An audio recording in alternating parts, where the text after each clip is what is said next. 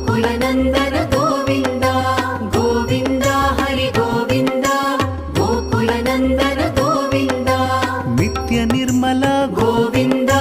मिलमेघ श्याम गोविन्द पुराण पुरुष गोविन्द पुण्डरीकाक्ष गोविन्द